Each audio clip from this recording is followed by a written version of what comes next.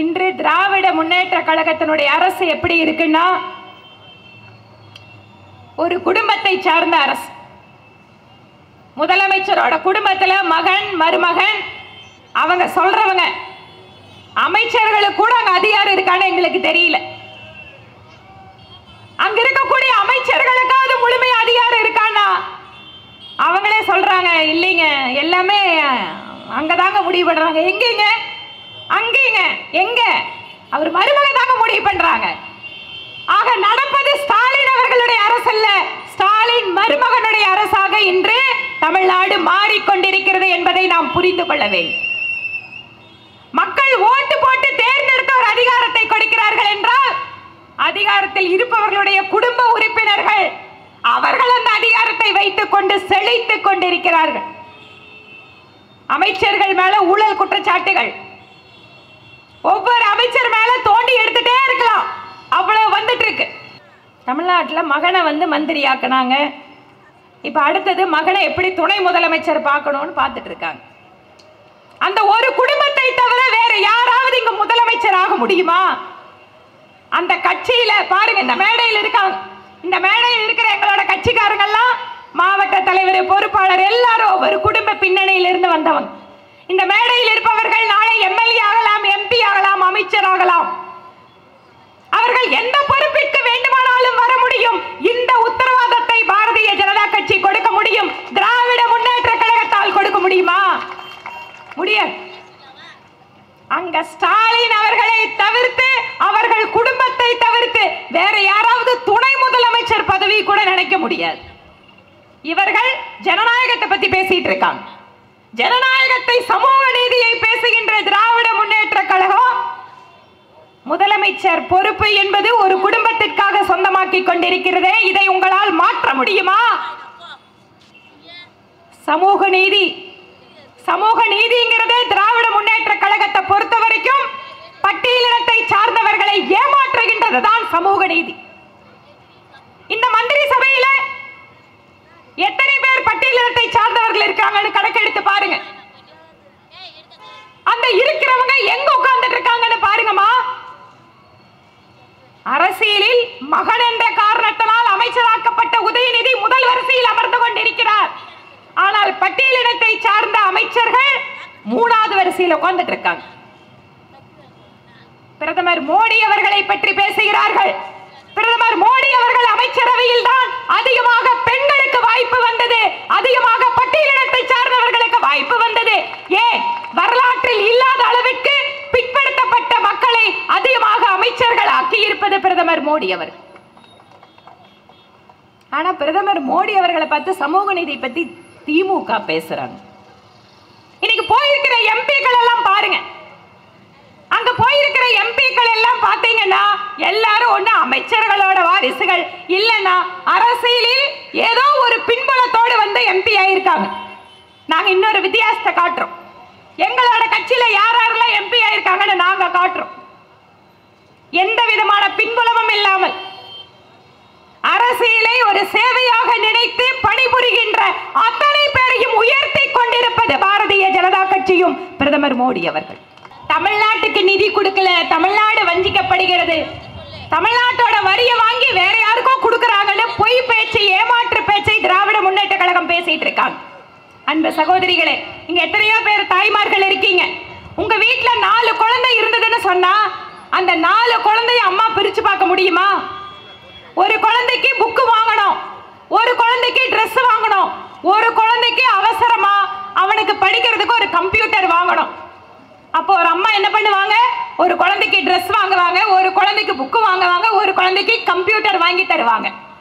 ஆனா யாருக்கு எது தேவையோ, எது அவசியமோ அதை ஒரு தாயாக பார்த்து செய்யக்கூடிய அந்த பக்குவம் என்பது அரசியலுக்கும் தேவை. ஒவ்வொரு மாநிலத்திற்கும் ஒவ்வொரு தேவை இருக்கும். இன்றைக்கு தமிழ்நாட்டில் திராவிட மாடல் அரசு மத்திய அரசு பட்ஜெட்ல நிதி கொடுக்கல அப்படின்னு ஒரு மிகப்பெரிய குற்றச்சாட்டு வைக்கிறாங்க. ஆனால் தமிழகத்திற்கு என்ன சிறப்பு தெரியுமா? இப்பெல்லாம் வந்திருக்கு. ஒரு காலத்துல தமிழ்நாடுன்னு சொன்னா இங்க இருக்கக்கூடிய இளைஞர்களுடைய திறன், இங்க இருக்கக்கூடிய சட்டம் ஒழுங்கு, அமைதியான மாநிலம். இன்னொரு புறம் இந்த பகுதியில் இருக்கக்கூடிய பகுதிகள் என்பது தொழில் துவங்குவதற்கு சாதகமா இருக்கும். இப்படி தமிழ்நாடு என்பது ஒரு நல்ல இடத்துல இருந்த சூழ்நிலை மாறி இன்னைக்கு என்ன மாதிரி மாறிட்டு இருக்குன்னா, இந்தியாவிலேயே அதிகமாக கடன் வாங்கி இருக்கின்ற மாநிலமாக தமிழ்நாடு மாறிக்கொண்டிருக்கிறது. சகோதர சகோதரிகளே, அரசாங்கம் தானே கடன் வாங்குது, தமிழ்நாடு கவர்மெண்ட் தானே கடன் வாங்கி இருக்கு. எங்களுக்கு என்னங்க வந்துச்சு? எங்களுக்கு தான் மாசம் 1000 ரூபாய் கொடுக்குறாங்க. டாஸ்மாக்ல விலை குறைச்சலாம். ஆனா அதே சமயம் சட்டசபையில அமைச்சர் பேசினாரு, கிக்கு ரொம்ப குறைஞ்சு போச்சு டாஸ்மாக்ல. ஒரு அமைச்சர் பேசுறாரு, டாஸ்மாக் சரக்குல கிக்கு குறைஞ்சு போச்சாம், அதனால மக்கள் கள்ள சாராயம் குடிக்கிறாங்களே. எப்படிப்பட்ட கண்டுபிடிப்பு பாருங்க. இன்னைக்கு இங்க இருக்கிற சகோதரிகளுக்கு தெரியும், ஒவ்வொரு வீட்டிலையும் ஆண்கள் சம்பாதிச்சிட்டு வராங்கன்னு சொன்னா கிட்டத்தட்ட 50% இந்த திராவிட மாடல் அரசு கடைய ஒவ்வொரு தெருவிலையும் கடையை வச்சு புடுங்கிட்டு இருக்காங்க. ஆனா நம்ம கிட்ட என்ன சொல்றாங்க? இது திராவிட மாடல் முன்னேறிய மாநிலம். இந்த முன்னேறிய மாநிலத்துல பள்ளிக்கு போற குழந்தைகள் போதைக்கு அடிமையாயிட்டு இருக்காங்க. வீட்டுல சம்பாதிக்கிற ஆண்கள் டாஸ்மாக் மதுவுக்கு அடிமையாயிட்டு இருக்காங்க. இதுதான் வளர்ச்சியா? இதுதான் வளர்ச்சியா? இதுதான் திராவிட மாடலா? யோசிச்சு பாருங்க. நாம எல்லாருமே யோசிக்காதாலதான் திரும்ப திரும்ப இவங்களுக்கு எல்லாத்துக்கும் என்ன நினைக்கிறாங்க, இந்த மக்களுக்கு நாம பணத்தை கொடுத்து ஜெயிச்சிடலாம்னு நினைக்கிறாங்க. இன்னைக்கு மின்சார கட்டணம் உயர்ந்திருக்குமா? 1000 ரூபாய் உங்க கையில கொடுத்துட்டு அதுக்கு கரண்ட் பில்ல கையில கொடுத்து திருப்பி ஸ்டாலின் அவர்கள் உங்க கிட்ட இருந்து வாங்கிட்டு போயிட்டு இருக்காரு. இதையும் நாம புரிஞ்சுக்கணும். 1000 ரூபாய் கொடுத்துட்டாரு, 1000 ரூபாய் கொடுத்துட்டாருன்னா உங்களை சுத்தி பாருங்க என்ன நடக்குதுன்னு. மின்சார கட்டணம் உயர்ந்தாச்சு. டெய்லியும் காலையில எந்திரிச்சோன்னா பாலை வாங்கி வீட்டுல இருக்கிறவங்களுக்கு ஒரு டீயை கொடுப்போம், குழந்தைங்களுக்கு பாலை கொடுப்போம். இன்னைக்கு பால் கட்டணம் உயர்த்தி இருக்கு. சொத்து வரி உயர்ந்தாச்சு. அதே போல சாதாரணமா ஒரு வீடு வாங்குறவங்க, இங்க இருக்கக்கூடிய நடுத்தர மக்களுக்கு ஒரே ஒரு கனவுதாமா இருக்கு, எப்படியாவது ஒரு சொந்தமா ஒரு வீடு கட்டிட்டு போயிட மாட்டோமா அப்படிங்கறதாமா ஒவ்வொருத்தருக்கும் கனவு. அதுக்கு சொந்த வீடு வாங்க போனீங்கன்னு சொன்னா பத்திரப்பதிவு கட்டணம் அது சொத்து கட்டணத்தை விட ஜாஸ்தியா இருக்கு. ஆக மொத்தம் உங்களுக்கு கொடுக்கிற பணத்தை எல்லாத்தையும் ஏதோ பொருள்ல வரி ஏத்தி ஏத்தி ஏத்தி அதை திருப்பியும் அவங்க கிட்ட எடுத்துட்டு போறதுக்கு பேரு தான் திராவிட மாடல். இதை நாம் புரிந்து கொண்டு மக்களுக்கு சொல்லியாக வேண்டும். ஒவ்வொரு இடத்துலையும் பாத்தீங்கன்னு சொன்னா இன்றைக்கு பெண்கள் நிம்மதியா வீட்டுக்கு வெளியில 8 மணிக்கு மேல போயிட்டு வரலாம்னா முடியாது. கழுத்துல ஏதாவது வீட்டுக்காரங்க கிட்ட இருந்து தப்பிச்சு, கடங்காரர்கிட்ட இருந்தாலும் தப்பிச்சு ஏதாவது கொஞ்சம் நகை போட்டு இருந்தேன்னா அதையும் உத்தரவாதம் இல்லை. எவன் எந்த நேரத்துல பைக்கை வச்சு இழுத்துட்டு போவான்னு தெரியாது. சட்டம் ஒழுங்கு இன்னைக்கு அந்த நிலைமையில இருக்கு. வீட்டில் இருக்கிற பெண் குழந்தைகளை நம்ம தைரியமா பரவாயில்லமா நீ போய் டியூஷனுக்கு போயிட்டு வா, நீ மத்த கிளாஸுக்கு போயிட்டு வான்னு அனுப்ப முடியல. எந்த நேரத்துல நம்ம குழந்தைங்க என்ன ஆகுமோன மன பதபதை போட இன்னைக்கு பெண்கள் உட்கார்ந்துட்டு இருக்காங்க. ஒவ்வொரு துறையும் நீங்க எடுத்து பாருங்க. சட்டம் ஒழுங்கு சட்டம் ஒழுங்கு அது அப்படிதாங்க இருக்குன்னு அமைச்சர் பதில் சொல்றாரு. யாரு? சட்டத்துறை அமைச்சர் பதில் சொல்றாரு. குற்றம் நடந்துட்டு தான் இருக்கும், புதுசு புதுசா குற்றவாளிகள் உருவாங்குறான்னு மாநில அரசு பதில் சொல்றாங்க. கண்ணு முன்னால பட்ட பகல்ல அரசியல் கட்சி தலைவர்கள் இருந்து அத்தனை பேரையும் கொலை செய்யக்கூடிய அளவுக்கு ரவுடிகள் ராஜ்யமாக இன்று சென்னை மாதிரியான தலைநகர் உருவாகி கொண்டிருக்கிறது. எந்த பயம் இல்லைங்க. போலீஸ்காரங்க மேல பயம் இல்ல. காவல்துறை பார்த்தா மக்களுக்கு இளக்காரமா தான் இருக்கு. எந்த குற்றவாளிக்கும் பயம் கிடையாது. யார் வேணாலும் காசு லட்சக்கணக்கில் கொடுத்து யார் வேணாலும் கொலை பண்ணலாங்கிறதா இன்னைக்கு தமிழ்நாட்டோட நிலைமை. இதுதான் இன்றைக்கு சட்டம் ஒழுங்கு தமிழ்நாட்டில் இருக்கக்கூடிய மிக மிக மோசமான நிலைமை. ஏனென்றால் ஒரு நாட்டில் ஒரு மாநிலத்தில் வளர்ச்சி வேண்டும் என்றால் அங்கு அமைதியான சூழல் இருக்கணும். ஏன் சட்ட ஒழுங்கு இல்லாத மாநிலங்களில் வளர்ச்சி இல்லை? எத்தனையோ அவர்களுக்கிட்ட வளம் இருந்தாலும் கூட சட்டம் ஒழுங்கு இல்லை என்றால் எத்தனை இயற்கை வளங்கள் இருந்தாலும் கூட அந்த இடத்தில் வளர்ச்சி வராது. ஒரு மாநிலத்தினுடைய நிர்வாகம் எப்படி இருக்க வேண்டும்?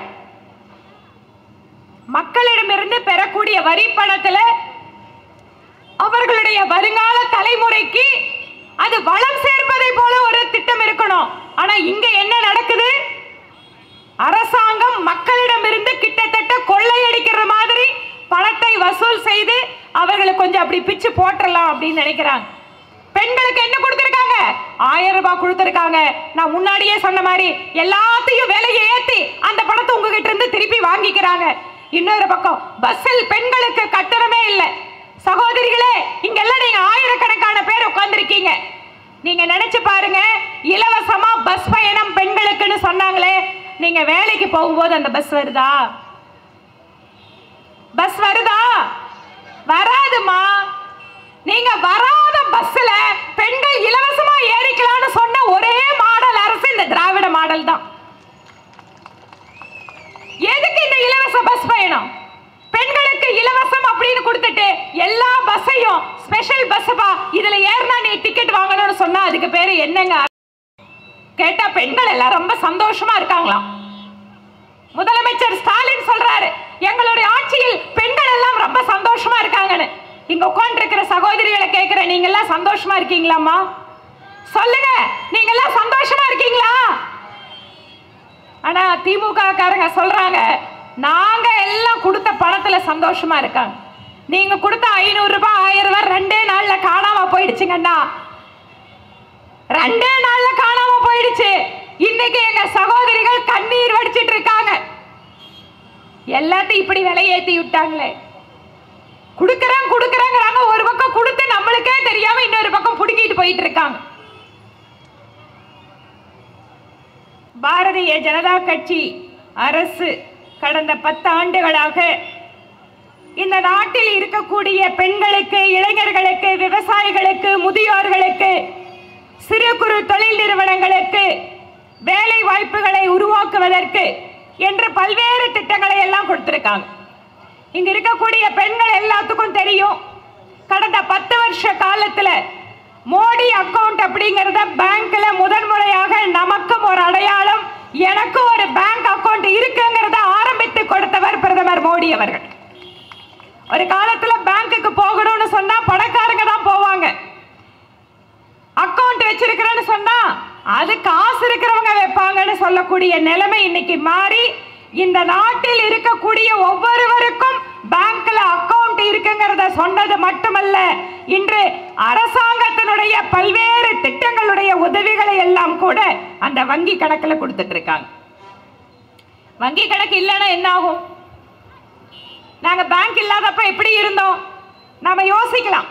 பேங்க்ல அக்கவுண்ட் இருந்தா மட்டும்தான் நம்மளால வாழ்க்கையில நல்லா இருக்க முடியுமா? பேங்க் அக்கவுண்ட் இல்லாத காலத்துல நாம எப்படி இருந்தோம் அப்படின்னு சொன்னா, ஒரு சின்ன உதாரணம் உங்களுக்கு. பேங்க்ல அக்கவுண்ட் வந்தது, அதுக்கப்புறம் அதோட சேர்த்து ஆதார கொண்டு வந்தாங்க. அதுக்கு முன்பாக இன்னைக்கு தமிழ்நாட்டில் திராவிட மாடல்ல திமுக காரங்க கதறிட்டு இருக்காங்களே, அந்த திராவிட மாடல் ஏன் எங்களுக்கு நிதி இல்லைன்னு அவங்க கூக்குரல் போடுறாங்க அப்படின்னு சொன்னா, இந்த பேங்க் அக்கவுண்ட் ஆரம்பிச்சு மோடி அவர்கள் எதுவா இருந்தாலும் பேங்க் அக்கவுண்ட்ல கொடுன்னு சொன்னார். உதாரணத்துக்கு சுயஉதவி குழுக்களுடைய பெண்கள், அவர்களுக்கு வங்கியிலிருந்து கையில பணம் கொடுப்பாங்க, அதுக்கப்புறம் அந்த பணத்தை வச்சு சின்ன தொழில் பண்ணுவாங்க, இல்லைன்னா அவங்களுக்குள்ள பரிமாறிக்குவாங்க. ஆனால் இன்று ஒவ்வொரு பெண்மணியினுடைய அக்கவுண்ட் அப்படிங்கறத நேரடியாக அரசாங்கத்திலிருந்து அவங்களுக்கு போற அமௌண்ட் யாரும் கை வைக்கவே முடியாது. இல்லைன்னா என்ன ஆகும்? விதவை பென்ஷன் வருதா, முதியோர் பென்ஷன் வருதா, கொண்டு பணமா கொடுத்தாங்கன்னு சொன்னா, ஏமா அரசாங்கம் சும்மா தானே கொடுக்குது, எனக்கு 100 ரூபாய் கொடு, எனக்கு 200 ரூபாய் கொடு அப்படிங்கறத மாதிரி இன்னைக்கு அக்கவுண்ட்டுக்கு நேரா அனுப்பக்கூடிய சூழல் வந்திருக்கு. விவசாயிகளுக்கு வருஷத்துக்கு 6000 ரூபாய் கொடுக்கிறாரு பிரதமர். 3 தடவையா 2000 போட்டு விடுறாரு.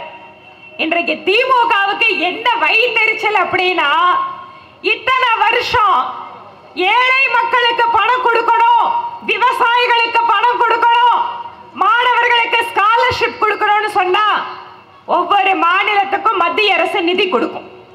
என்னங்க, உங்களுக்கு விவசாயிகளுக்கு கொடுக்கறதுக்கு 500 கோடி வச்சுக்கோங்க, இளைஞர்களுக்கு புதுசா ஒரு திட்டம் கொண்டு வரணும், இந்தாங்க நீங்க ஒரு 300 கோடி வச்சுக்கோங்க, இங்க இருக்கக்கூடிய பெண்களுக்கெல்லாம் உதவி பண்ணணும், இந்த இன்னொரு 500 கோடி அப்படின்னு சொல்லி இத்தனை நாள் மாநிலத்துக்கு கொடுத்துட்டு இருந்த நிதியை மாத்தி பிரதமர் மோடி அவர்கள் இப்ப என்ன பண்ணாரு? ராஜலட்சுமி அக்காவுக்கு நேர அக்கவுண்ட்ல கொடுங்க, மாரிமுத்து அண்ணன் விவசாயம் பண்ணிட்டு இருக்காரு, அவருக்கு அவரோட அக்கவுண்ட் கொடுங்க, நான் நேரடியா கொடுக்கிறேன். இந்த மாதிரி நேரடியாக ஏழைகளோட அக்கவுண்டுக்கு உதவிகள் சென்று சேருவதை திராவிட முன்னேற்ற கழகம் விரும்பவில்லை. ஏன் விரும்பல? 300 கோடி 200 கோடி ஒவ்வொரு திட்டத்துக்கு வந்துச்சுன்னா 100 கோடியை மக்களுக்கு கொடுத்துட்டு மீதி கோடிகளை பாக்கெட்ல எப்படி போடுறதுன்னு பாக்குறது மட்டும்தான் திராவிட முன்னேற்ற கழகத்தோட வேலை. இதுவரைக்கும் அவங்க அப்படிதான் இருந்தாங்க. இப்ப மோடி என்ன பண்ணாரு? இடையில நடத்துறத எல்லாத்தையும் இடைத்தரகர்களாகட்டும் இல்லது இந்த பணத்தை எடுத்து கீழே கொண்டு போய் சேர்க்கறதுக்கு என்னென்னவெல்லாம் கமிஷன் வாங்கிட்டு இருந்தாங்களோ எல்லாத்தையும் நிறுத்த ஆரம்பிச்சார். ஏன் இன்றைக்கு மோடி அவர்கள் மீது திமுகவுக்கு இத்தனை கோபம் அப்படின்னு சொன்னா, அவர்கள் இடையிலே சம்பாதிப்பதை மோடி அவர்கள் தடுத்து நிறுத்துகிறார் அப்படிங்கறதா முக்கியமான கோபம். இன்றைக்கு மத்திய பட்ஜெட்ல பெண்களுக்காக சுயஉதவி குழுவில் 20 லட்சம் ரூபாய் வரை எந்த உத்தரவாதம் இல்லாம கொடுங்கன்னு சொல்லி இருக்காங்க. இளைஞர்களுக்கு புதிதாக வேலைக்கு எடுத்தீங்கன்னு சொன்னா கம்பெனிக்காரங்க மட்டும் இல்லைங்க, மத்திய அரசாங்கமும் சேர்ந்து உங்களுக்கு ஒரு மாதம் ஊக்கத்தொகை கொடுக்கும். கோடிக்கணக்கான இளைஞர்கள் இன்றைக்கு நம்ம வீட்டில் எல்லாம் குழந்தைங்க படிச்சிட்டு இருக்காங்க. குழந்தைங்க படிச்சு முடிச்சோன்னா அவங்களுக்கு வேலை கிடைக்கணும் அப்படின்னு சொன்னா கம்பெனிக்கு போகும்போது என்ன கேட்கிறாங்க? அனுபவம் இருக்கா? சரி, இந்த குறிப்பிட்ட வேலைக்கு நீ என்ஜினியரிங் படிச்சிருக்கியே, உனக்கு அந்த வேலை தெரியுமான்னு கேட்டா இன்று இருக்கக்கூடிய சூழல் 70% மாணவர்கள் அவர்கள் படித்து முடித்த படிப்புக்கு அதில் இணையாக இருக்கக்கூடிய தொழில அவங்களுக்கு எந்த விதமான தொழில் அறிவோ அல்லது அனுபவமோ இல்லைங்கிறதாம். இதற்காகத்தான் பிரதமர் மோடி அவர்கள் இளைஞர்கள் திறன் சார்ந்தவர்களாக மாற்றப்பட வேண்டும். நம்ம நாடு தான் உலகத்திலேயே அதிகமா இளைஞர்களை வச்சிருக்கிற நாடு. இந்த இளைஞர்களுக்கெல்லாம் திறன் சார்ந்த பயிற்சிகள் கொடுக்கும் போதுதான் அவர்களால் நல்ல ஒரு இடத்துல வேலை செய்ய முடியும். அப்படிங்கிறதுக்காக திறன் சார்ந்த பயிற்சிகளுக்காக மட்டுமே கோடிக்கணக்கான ரூபாய்களை இந்த பட்ஜெட்ல ஒதுக்கி இருக்கார். இதனால என்ன ஆகும்?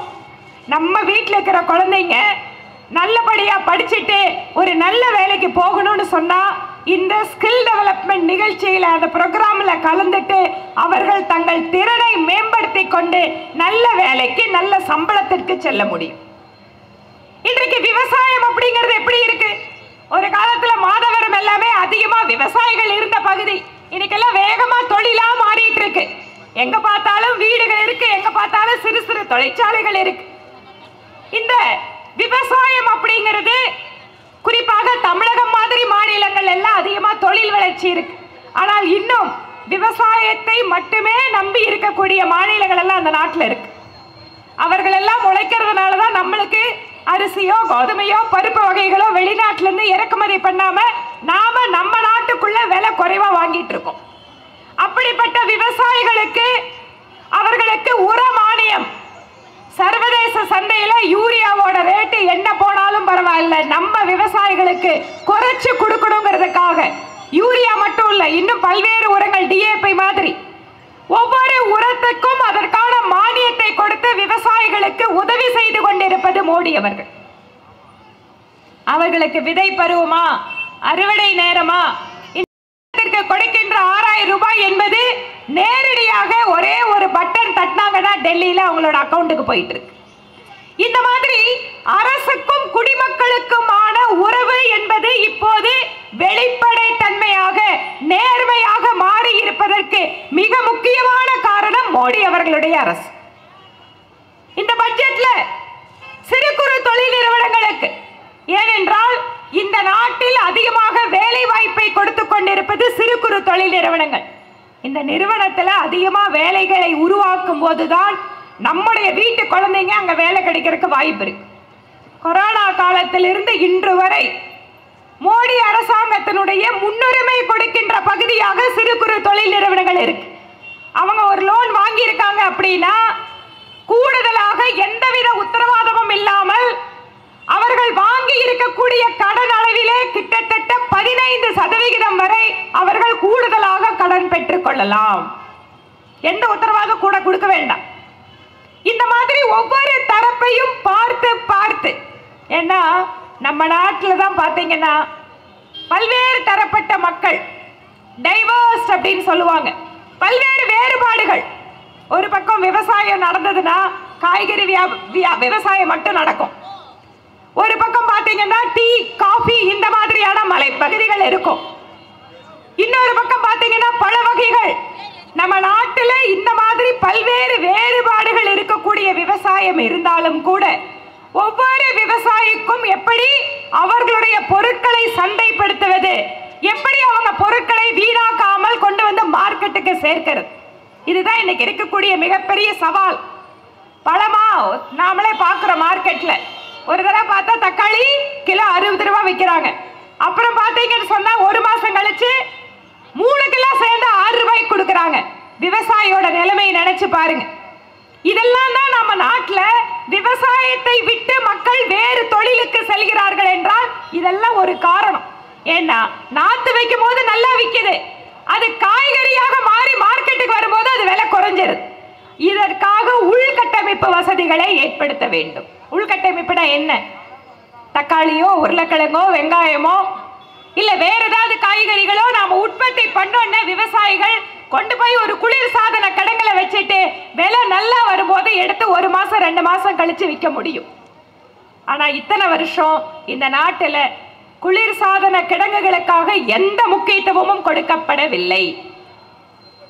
இன்றைக்கு ஒவ்வொரு பகுதியிலுமே இந்த மாதிரியான குளிர் சாதன கிடங்குகளை எல்லாம் அமைத்து விவசாயிகளுடைய பொருளுக்கு நல்ல விலை கிடைக்க வேண்டும் என்பதற்காக அந்த துறையிலே முதலீடு செய்பவர்களுக்காக வரி விலக்கு, அந்த துறையிலே அந்நிய முதலீடு வரலாம் என்பதற்கான விதிவிலக்கு, இதெல்லாம் நடக்கும் போது என்ன ஆகும்? கிராமத்துல வேலையே இல்லைங்க. கிராமத்துல இருந்து அங்க என்னங்க பொழப்பு இருக்கு? ஏதோ டவுன் பக்கம் போடன்னு சொன்னா பையனுக்கு ஒரு வேலை எனக்கு ஒரு வேலை செஞ்சு பொழைச்சிக்கலாம் அப்படிங்கிற எண்ணத்துல நகர்ப்புறத்தை நோக்கி வரக்கூடிய மக்கள் அவங்களோட வீட்டு வாடகை, அவர்களால் ஏற்படக்கூடிய நகர்ப்புற நெரிசல், போக்குவரத்து நெரிசல், அவர்களுக்கென்று ஏற்பாடு செய்ய வேண்டிய குடிநீர் மின்சாரம் என்று ஒவ்வொரு பக்கம் மக்கள் இந்த மாதிரி கூடுவதை விவசாயத்திற்கு முக்கியத்துவம் கொடுத்து கிராமத்திலேயே அவர்கள் நல்ல வருமானத்தோடு வாழ்வதற்கு ஏற்பாடு செய்து கொண்டிருப்பது மோடி அவர்களுடைய அரசு. யோசிச்சு பாருங்க, கிராமத்துல நல்ல காத்து, நல்ல தண்ணி, ஆரோக்கியமா வாழ்றதுக்கான எல்லா வாய்ப்புகளை விட்டுட்டு இங்க வந்து ஒரு 400 அடி வீட்டுல வாடகை கொடுத்துட்டு நல்ல தண்ணி கூட கொடுக்க முடியாம மக்கள் எதனால இடம்பெயர்றாங்க? அவங்களுக்கு கிராமத்துல வருமானம் இல்லை. தொலைநோக்கு பார்வையோடு ஒரு திட்டத்தை செயல்படுத்த முடியும் என்றால் அது பிரதமர் மோடி அவர்களால் மட்டும்தான் தொலைநோக்கு பார்வையோடு இந்த திட்டத்தை கொடுக்க முடியும். இன்று வெளிநாட்டில் இருக்கக்கூடிய உங்க சொந்தக்காரங்க கிட்ட கேட்டு பாருங்க. ஒரு காலத்துல இந்தியாவில இருந்து வரன்னு சொன்னா இப்படி பார்த்துட்டு இருந்தவங்க இப்ப எல்லாரும் இந்தியாவில இருந்து, ஓ உங்களுக்கு ஒரு பெரிய லீடர் கிடைச்சிருக்காரு, நல்லா வளர்ந்துட்டு இருக்கிற ஒரு நாடு அப்படின்னு பெருமையா பார்க்கக்கூடிய சூழலை பிரதமர் மோடி அவர்கள் உருவாக்கி இருக்கார். காரணம் என்ன? இந்த மாதிரியான பட்ஜெட்டுகள். பட்ஜெட் எப்படி போடணும்? ரோடு வேணுமா? ரோடு கிராமத்துக்கு கொடுத்தீங்கன்னா கிராமத்தில் இருக்கிற விவசாயி அவன் பொருளை ஒழுங்கா கொண்டு வந்து வித்து பணம் பார்த்துட்டு போயிடுவான். ஒரு பெண்மணிக்கு கொடுக்கின்ற உதவி என்பது ஒரு குடும்பத்திற்கு கொடுக்கக்கூடிய உதவி. சாலையோரத்தில் இருக்கக்கூடிய வியாபாரிகள், அதுல பாத்தீங்கன்னா அதிகமா பெண்கள் இருப்பாங்க. மல்லிகைப்பூ விற்கிறக்கா இருக்காங்க, இளநீ விற்கிறவங்க இருக்காங்க, காய்கறி விற்கிறவங்க இருக்காங்க. அத்தனை பேருக்கும் இந்தம்மா நீ போய் கந்து வட்டி வாங்காத, நீ போய் யாருகிட்ட மீட்டர் வட்டி வாங்காத, 10,000 ரூபாய் நான் கொடுக்கிறேன், நீ காலையில போய் பொருளை வாங்கு, சாயந்தரம் வரைக்கும் வித்துட்டு நீ அதுக்கப்புறம் உன்னோட பணத்தை 1 மாசத்துக்குள்ள 2 மாசத்துக்குள்ள எப்ப முடியுதோ கட்டு அப்படின்னு சொல்லி பெண்களுக்கு உதவி செய்து கொண்டிருப்பவர் பிரதமர் மோடி. மத்திய அரசு தமிழகத்துக்கு என்ன கொடுத்திருக்குன்னு கேட்டிருக்கிறாங்க. இன்று ரேஷன் கடைகள்ல ஒவ்வொரு குடும்பத்திலையும் ஒரு நபருக்கு 5 கிலோ அரிசி என்பது மத்திய அரசு பிரதமர் மோடி அவர்கள் கொடுக்கின்ற அரிசி. ஆனா ரேஷன் கடையில பிரதமர் போட்டோ மாட்ட மாட்டாங்க. கொடுக்கிற அரிசி மோடி அவர்கள் கொடுக்கின்ற அரிசி. ஆனா ரேஷன் கடையில பிரைம் மினிஸ்டரோட போட்டோவை மாட்ட மாட்டாங்க. ஏன்னா மக்களுக்கு தெரிஞ்சிருமே யார் அரிசி கொடுக்கறாங்கன்னு. நீங்களே மாட்டிட்டீங்களா? உங்க ரேஷன் கடையில் மாட்டி இருக்கீங்களா? பாருங்க. ஏழை மக்கள் பசியோடு உறங்கக்கூடாது என்பதற்காக கொரோனா காலத்தில் கொடுத்த திட்டத்தை இன்று வரை நிறைவேற்றிக் கொண்டிருப்பது பிரதமர் மோடி அவர்கள். இன்னைக்கு ரேஷன் கடையில போய் ஒரு ஆளுக்கு 5 கிலோ அரிசி இலவசமா வருதுன்னா அது மத்திய அரசாங்கத்தில் மோடி அவர்களுடைய அரிசி என்பதை மக்களுக்கு நாம் ஞாபகப்படுத்த வேண்டும். தமிழ்நாடு வஞ்சிக்கப்படுகிறது, எல்லாம் சத்தம் போடுறாங்க. ஏன் தூத்துக்குடியுடைய எம்பி திருமதி கனிமொழி சொல்றாங்க தமிழ்நாடு புறக்கணிக்கப்பட்டிருக்குன்னு. அன்பு சகோதரி கனிமொழி அவர்களுக்கு தெரிவித்துக் கொள்கிறேன், தூத்துக்குடியிலே வெள்ளம் வந்த போது உங்களுடைய மாநில அரசாங்கம் முதலில் நிற்கவில்லை. மத்திய அரசினுடைய ராணுவமும் மத்திய அரசினுடைய ஹெலிகாப்டரும் உங்கள் தொகுதி மக்களை காப்பாற்றினார்கள். தமிழ்நாடு தானே, திமுக அரசு தானே அப்படின்னு மோடி நினைக்கலைங்க. எங்க மக்கள் பாதிக்கப்பட்டாலும் இது என்னுடைய சகோதரன் என்னுடைய சகோதரி என்று உடனடியாக ஓடி வந்து உதவி கொண்டிருப்பது மத்தியிலே இருக்கக்கூடிய மோடி அவர்கள் அரசு. ஏன் நேற்று மிக துரதிர்ஷ்டவசமான சம்பவம் கேரளாவிலே, வயநாட்டில் திடீர்னு நைட்டு மழை வெள்ளம் வந்து அப்படியே அடிச்சிட்டு போயிருக்கு மக்களை. கேரளாவில் கம்யூனிஸ்ட் கவர்மெண்ட் அவங்க எப்ப பார்த்தாலும் நம்மளுக்கு எதிர்ப்பு சொல்றாங்கன்னு மோடி அவர்கள் விடவில்லை. உடனடியாக மத்திய அரசு அங்கு ராணுவத்தை அனுப்பி கேரள அரசுக்கு உதவி செய்து கொண்டிருப்பது மோடி அவர்களுடைய அரசு. எந்த ஒரு மாநிலத்தையும் புறக்கணிக்க வேண்டும், ஒரு குறிப்பிட்ட இடத்தை நாம் பழிவாங்க வேண்டும் என்று நினைக்காதவர் பிரதமர் மோடி. அதனால்தான் மத்திய அரசிலே ஸ்மார்ட் சிட்டி திட்டங்கள், அதிகமா ஸ்மார்ட் சிட்டி திட்டங்களை கொடுத்தது தமிழ்நாட்டுக்கு. பக்கத்துல கர்நாடகாவில் பிஜேபி கவர்மெண்ட் இருந்தும் கூட கொடுக்கல. நம்முடைய பகுதியிலே வளர்ச்சி வேண்டும் என்பதற்காக ராணுவ தளவாட உற்பத்தி மையத்துக்காக அதனுடைய சிறப்பு திட்டத்தை அவர்கள் கொடுத்தது தமிழ்நாட்டுக்கு. இன்னொன்னு உத்தரப்பிரதேசம். நாட்டிலேயே 2 மாநிலம் தான். தமிழ்நாட்டை புறக்கணிக்க நினைச்ச மோடி ராணுவ காரிடார் குடிப்பாரா? ஆனால் இந்த தமிழகத்திற்கு கிடைக்கப்பட்டிருக்கிறது. ஏன் நான் சார்ந்த என்னுடைய கோவை மாவட்டத்தில் இன்று நூற்றுக்கணக்கான இளைஞர்கள் ராணுவத்திற்கு என்ன பொருள் வேண்டுமோ உற்பத்தி செய்வதற்கு தொடங்கிவிட்டார்கள். இது தொலைநோக்கு பார்வையான திட்டம். பெண்களுக்கு நாங்க அதை கொடுக்கிறோம் இதை கொடுக்கிறோம் திராவிட முன்னேற்ற கழகம் சொல்கிறது. முதன்முறையாக வரலாற்றிலே ஒரு பழங்குடி இனத்தை சார்ந்த பெண்மணியை ஜனாதிபதியாக இன்று அந்த அரியணையில் அமர்த்தி வைத்திருப்பது பாரதிய ஜனதா கட்சி. இத்தனை வருஷம் இந்த நாட்டில் ஒரு பழங்குடி இனத்தை சார்ந்த ஒரு பெண்மணிக்கு ஒரு வாய்ப்பு என்பது பிஜேபியால் கொடுக்கப்பட்டிருக்கு. ஆனா பெண்ணுரிமை பேசுகின்ற திராவிட முன்னேற்ற கழகம் அந்த பெண்மணியை ஆதரிப்பதற்கு கூட தயாராக இல்லை. முதல் முறையா நாட்டில் இப்படி ஒரு பழங்குடி இனத்தை சார்ந்த பெண்மணி வராங்க அப்படிங்கறத கூட ஆதரிக்க தயாரா இல்லை. அப்ப கூட அவர்களுக்கு எதிராக ஓட்டு போட்டது திராவிட முன்னேற்ற கழகம். இவங்க பெண்களோட முன்னேற்றத்தை பத்தி பேசுறாங்க.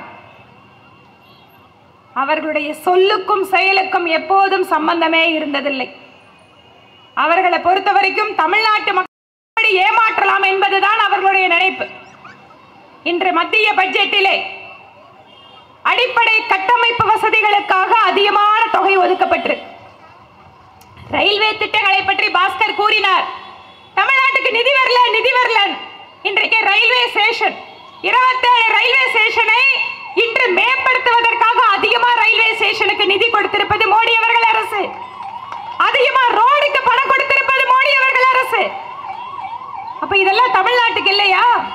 இன்னைக்கு பட்ஜெட்டில் ஒதுக்கப்பட்டிருக்கக்கூடிய நிதியிலே விவசாயிகள் எத்தனை லட்சம் விவசாயிகள் தமிழ்நாட்டில் இருந்தாலும் அவர்களுக்கு பலன் வருகிறது. பெண்களுடைய மேம்பாட்டிற்காக ஒடுக்கப்படுகின்ற நிதிகள், அது கர்ப்பிணி பெண்களுக்கு கொடுக்கிற பணமா இருக்கட்டும், சிறு குழந்தைகளுக்கு அங்கன்வாடியிலே கொடுக்கின்ற உணவாக இருக்கட்டும், இதுல மத்திய அரசு எத்தனை கர்ப்பிணி பெண்கள் இருக்கோ அத்தனை கர்ப்பிணி பெண்களுக்கும் பணம் கொடுக்கும். இதுல எந்த வேறுபாடும் கிடையாது. தமிழ்நாட்டில் இருக்கிற கர்ப்பிணி பெண்ணுக்கு நாங்க 500 ரூபாய் தான் கொடுப்போம், மகாராஷ்டிராவில் கர்ப்பிணி பெண்ணுக்கு நாங்க 5000 கொடுப்போம்னு மோடி அவர்கள் சொன்னாரா? எந்த வித்தியாசமும் கிடையாது. தமிழ்நாட்டு விவசாயிகளுக்கு 6000 ரூபாய் கொடுக்க மாட்டேன், 600 ரூபாய் தான் கொடுப்பேன். ஹரியானாக்கள் இருக்கிற விவசாயிக்கு தான் 6000 ரூபாய் கொடுப்பேன்னு மோடி சொன்னாரா? பட்ஜெட் சொல்லுச்சா? இல்ல இங்க இருக்கக்கூடிய இளைஞர்களுக்கு ஸ்காலர்ஷிப் கொடுக்கணும்னா தமிழ்நாட்டு இளைஞர்களுக்கு ஸ்காலர்ஷிப் நாங்க 1000 ரூபாய் தான் கொடுப்போம். இதே ஸ்காலர்ஷிப் நாங்க ராஜஸ்தான்காரங்களுக்கு 10,000 ரூபாய் கொடுப்போம்னு மோடி சொன்னாரா? இல்ல பட்ஜெட் சொல்லி இருக்கா? என்ன ஏமாற்று வேலை இது? தமிழ்நாட்டுக்கு ஒரு பட்ஜெட் கொடுத்தாரு திரு ஸ்டாலின் அவர்கள். மாவட்டத்துக்கு இவ்வளவு நிதின்னு போட்டு கொடுத்தாங்களா? நான் அப்போது கேட்டேன், 1 ரூபாயில 21 பைசா தான் எங்களுக்கு திரும்பி வருதுன்னு சொல்றீங்களே. ஒரு வீட்டுல நான் முன்னாடியே சொன்ன மாதிரி ஒரு பையன் விவசாயம் பண்ணுவான், ஒரு பையன் டீச்சரா வேலைக்கு போவான், இன்னொரு பையன் சாஃப்ட்வேர் இன்ஜினியரா அமெரிக்காவில் இருப்பான். ஒரு அம்மா சாஃப்ட்வேர் இன்ஜினியர் கிட்ட சொல்லி, தம்பி விவசாயம் பண்றான்ப்பா அண்ணன், அவனுக்கு வருஷமா நம்ம 5 ஏக்கர்ல அவனுக்கு எல்லாம் சேர்ந்து குறைசல ஒரு 2 லட்சம் 3 லட்சம் தான்ப்பா நிக்குது. அவன் குழந்தைங்களை கொஞ்சம் நீ படிக்க வைப்பா, நம்ம குடும்பமே நல்லா இருக்கும் அப்படின்னு சொல்றது நடக்குமா நடக்காதா? சொல்லுங்க அம்மா, நடக்குமா நடக்காதா? ஒரு பையன் நல்லா இருந்தா விவசாயம் பண்ற பையனை பார்த்து தம்பி அவர் கொஞ்சம் கொடுங்கன்னு சொல்லுவாங்களா இல்லையா? விவசாயம் பண்றவன் இன்றைக்கு அதிகமா சம்பாதிக்கலங்கிறதால அந்த பையன் திறமை குறைச்சல அவன் உருப்படாதவனு நாம சொல்லுவோமா? என்னதான் பணத்தை சம்பாதிச்சாலும் சாப்பிடுறதுக்கு அரிசி கோதுமை வேணும் இல்லையா? அந்த மாதிரி நம்ம நாட்டுல விவசாயத்தை மட்டும் நம்பி இருக்கக்கூடிய மாநிலங்கள் எத்தனையோ இருக்கு. அவர்கள் எல்லாம் உழைத்து உழைத்து அந்த விவசாயத்தை பெருக்கி நமக்கெல்லாம் சாப்பாடு போட்டுட்டு இருக்காங்க. நம்ம தமிழ்நாட்டுல அதிகமா தொழில் நிறுவனங்கள் இருக்கு. நம்மளை சுத்தி எத்தனையோ வேலை வாய்ப்புகள் புதுசா உருவாயிட்டு இருக்கு. நம்ம இன்னைக்கு ஒரு நாளைக்கு வேலைக்கு போனா சுலபமா 2000 ரூபாய் சம்பாதிக்க முடியும். ஆனா விவசாய வேலைக்கு போனா ஒரு நாளைக்கு 500 ரூபாய் தான் கூலி கிடைக்கும். அப்ப அவன் உயர்ந்தவன் தாழ்ந்தவனை பார்க்க முடியுமா? இதே விவசாய பொருட்கள் சத்தீஸ்கர்ல இருந்து வர்ற அரிசி, உத்தரப்பிரதேசல இருந்து வர்ற கோதுமை, ராஜஸ்தான்ல இருந்து வரக்கூடிய சிறுதானியங்கள், மத்திய பிரதேசல இருந்து வர்ற பருப்புகள், இவையெல்லாம் வெளிநாட்டுல வாங்கணும்னு சொன்னா நம்ம பணத்தை வச்சு எத்தனையாகும் யோசிச்சு பாருங்க. ஒரு நாடு, ஏன் தமிழ்நாட்டை எடுத்துக்கோங்க, கோயம்புத்தூர் அதிகமா வருவாய் கொடுக்குது சென்னைக்கு அடுத்தபடியா. ஆனா திட்டங்கள்ல வரும்போது மதுரைக்கு ஹாஸ்பிட்டல் கட்டணும், நிதி கொடுக்கணும். விருதுநகர்ல ஒரு புது டெக்ஸ்டைல் பார்க் வருது, அதுக்கு ஒரு லேண்ட் எடுத்து இன்வெஸ்ட் பண்ணணும். தூத்துக்குடியில புதிதா தொழில் நிறுவனம் உருவாக்கணும். ஏன்னா தென் தமிழ்நாட்டுல வேலையே இல்லை, நிச்சயமாக செய்ய வேண்டும். அப்ப கோயம்புத்தூர்காரங்க கேள்வி கேட்டாங்களா? எங்க வரி எடுத்து நாங்க அதிகமா வரி கட்டுறோம், இதை எடுத்து எதுக்கு பெரம்பலூர் கொடுக்குறீங்க, எதுக்கு தூத்துக்குடி கொடுக்குறாங்கன்னு கேக்குறாங்களா? கேக்குறது இல்லையே. என்ன சொல்றாங்க? தமிழ்நாடு எல்லாரும் நல்லா இருக்கணுமா?